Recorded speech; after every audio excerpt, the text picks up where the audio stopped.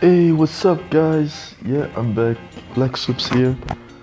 And I told myself I will make a video about the Justice League movie because, I'm kind of sad. Sad because if you have seen the news, the movie is not doing too well at the box office. If anything, I must say that's a disaster. I did not see that one coming. But we'll come back to the box office reports later. Let's talk about the movie itself. Is the movie good? Is the movie bad? Let's see. So the movie, everything that's been going on, and there are a lot of trouble. Zack Snyder had to leave. Joss Whedon had to come in and then reshoot and then cut scenes and then this and then that. And at the end, I must say, I like the final product a lot. I love the movie. I enjoyed it a lot.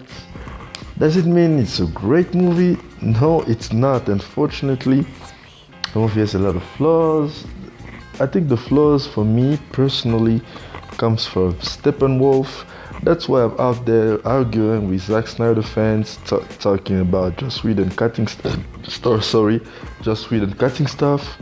But I don't think Joss Whedon is the reason Steppenwolf looks bad, because it was Zack Snyder's team who designed Steppenwolf, and they didn't think for a second that, hey, this looks awful, we can't do this, we need to have an actual person. I mean, take the actor who are playing Steppenwolf, Kiara Hines, I think that's his name. He was in Game of Thrones. He has a great face villain. Put some makeup on him, and then just CGI his body a little bit. But Steppenwolf looks like a video game villain. And every time Steppenwolf was on screen, it took me out of the movie. I was like, yeah, can we just go back to the League members and the dialogues and everything? Steppenwolf was just horrible. It was painful to watch. But other than that, I think the cast members were amazing. The interaction between them was fantastic. I thought Ezra Miller's joke worked for the most part. I think the only jokes from Ezra Miller that didn't work probably came from Joss Whedon, because we could feel it, like when he fell on Wonder Woman's chest. It was like just weird. I was in the theater and I was embarrassed. I don't know why I felt embarrassed, but as a DC fan, it's embarrassing. You're gonna take your friends there and tell them, I'm a DC fan, come watch a DC movie with me, and then you go there and what you see is the Flash falling on Wonder Woman's chest. What kind of weird stuff is that? Come on, man. But as I said, I like the movie a lot. Is it a great movie? No, it's not. Is it a bad movie? Oh, it's not. Of course, it's not a bad movie. The movie was really good. I really liked it. I enjoyed it. It was really entertaining. Was the runtime too short? Maybe a little bit. I think I would have used more of some dialogues, some Aquaman stuff, like when they just talked about him and his mother, when he talked with Mera. I wanted more of that. Even though we get an Aquaman movie next year, if they didn't want to touch on his origin, they shouldn't have mentioned anything at all then, because they gave us something without really going further. And then you kept asking yourself, why didn't we have something more? Maybe some more dialogue between him and Mera, maybe him talking about Atlantis, talking with Batman or other members about Atlantis, so we will learn more where he is now, because we don't know where he lives. If he lives on Earth or he lives in Atlantis. Is he king? Who is he? We don't know.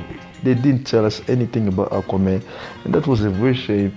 I think Cyborg got a lot of character moments in the beginning of the movie, but then after the second act, it's just like vanished. We didn't have anything of what you can call a character growth for Cyborg after the first act, and that was a shame.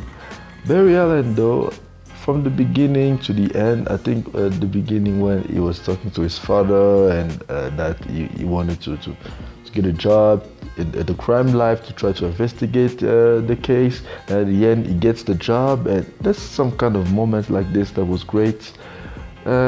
Batman and Wonder Woman, of course, their interactions was great. It was so amazing. Ben Affleck and I think Gal Gadot has great chemistry with everybody because I think the cast members are always, she's such a beautiful woman. Then when you have to pretend to have a crush on her, it's not really hard. It's really so easy.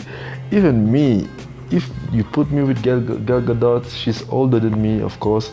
But if you tell me to play a role where I have a crush on her, I won't have any problem at all. It's so easy. She's so beautiful. She's so amazing. She has a great personality and she's a perfect Wonder Woman. So it was great. But the favorite part for me was Superman, of course, my boy. He was back and forth. And I just love that scene with Flash running towards him and then he just turned his back slowly and Flash was like, oh shit, this guy can see me. He's almost as fast as me. But they showed that Flash is still faster because every time Superman was punching him, he was avoiding him. He was moving faster, but Superman was moving kind of slowly when he was punching. But Flash was moving at a normal speed. So that just shows you how fast Flash is. But it was a great scene and I love that. I also love when he came back and kicked Steppenwolf's ass. It would have been even a better scene if the villain was not so weird. But I can't get past that. I still enjoyed it. And I must say, the opening scene with Batman in Gotham City, man, that was one of the best Batman moments in any Batman movies ever. I really love that. So, after saying all that, let's talk about the box office. Oh God, what happened there? I'll tell you what happened. Batman vs Superman happened. That's what. And then people were like, okay, if I'm going to give Justice League a chance, I need to see some positive buzz from the critics and from people who had the chance to see it early. And when the critics just came out the gate and just trashed the movie again, and people were like, a Zack Snyder movie with production problems and another rotten score at Rotten Tomato. People were like, this is another BVS scenario. And it's a shame because the movie got a B plus cinema score. It has an 85% on Rotten Tomatoes, the audience score. So obviously people liked it. It is not like by BVS who has a 66% audience score. That's really bad. The audience score on Rotten Tomatoes are always high because the critics are harsh, but the audience is more, forgiving, if I must say. But if your audience score is as low as 66%, your movie is really divisive or plain bad. It just sucked. And that's coming from someone who loved Man of Steel and who liked Batman v Superman. But the audience didn't like it. You have to admit it. We have to say that out loud because it's just the truth. Those are facts. And I think Batman v Superman really hurts Justice League because people didn't even give the movie a chance. But I think at the end of the day, home release could make a difference. I think it's going to sell a lot of DVDs because the word of mouth is pretty good with this one.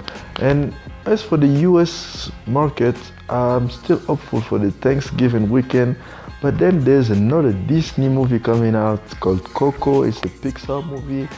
So yeah, Justice League is doomed, man. It's not going to be a box office success no matter what. It's done. We just have to ask ourselves now, are WB going to panic again and just start shooting shit and stop doing dumb stuff again? I don't know. I can't expect them to do something really stupid like cancel some movies or recast some things. But what I want personally, I want a change behind the cameras. Even though I like him a lot, I want Zack Snyder to move on to do something else. I want David Ayer out.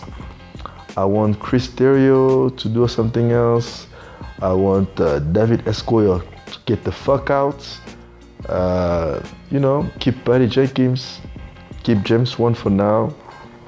Move on with David Sandberg for Shazam, and then take it from there. Get new writers, get a new direction for this universe, because even though Justice League won't be a box office success, it is a step in the right direction. I can confirm that. We finally saw the DC characters we grew up with in the animated series, and it was really fun to watch. Let's go to that direction. Don't stop now, don't blink, don't panic, just go.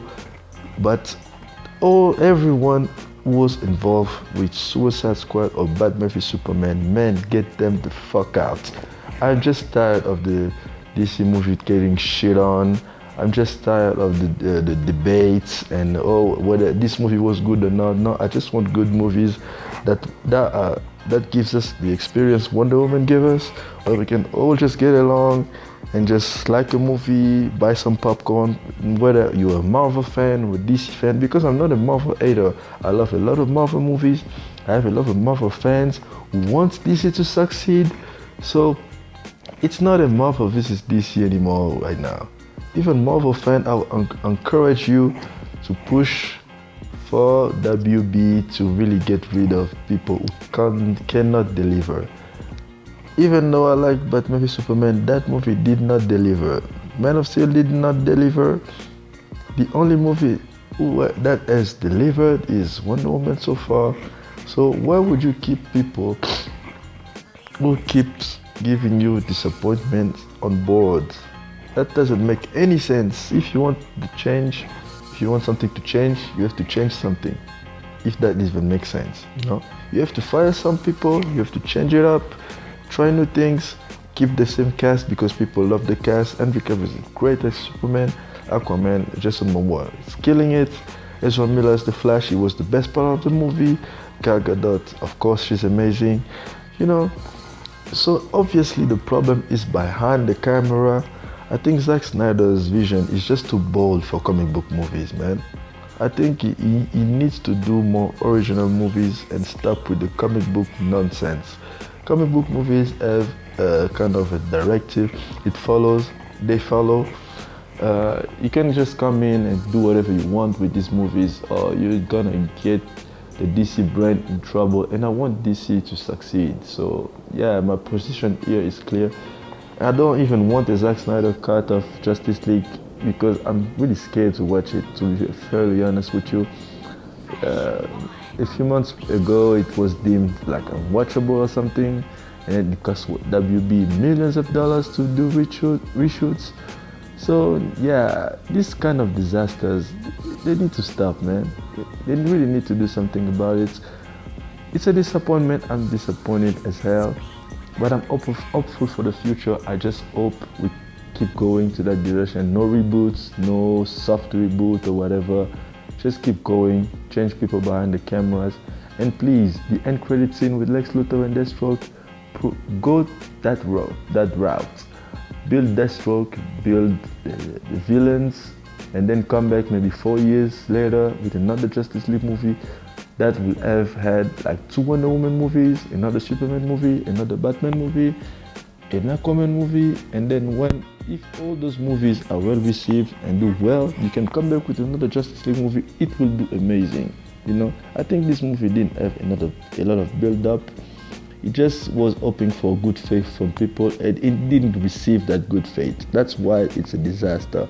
But it's fixable, and I hope WB knows that, and they don't panic. Anyway, guys, those are my thoughts, and those are what I think they should do from now on. I'm still hopeful. I know everything is gonna be okay. So let's just pray and wait for news. I'll be covering. If there is a significant change, I will make a video about it. But so far, I'm really scared. We'll see. Anyway, see you guys later. Bye bye.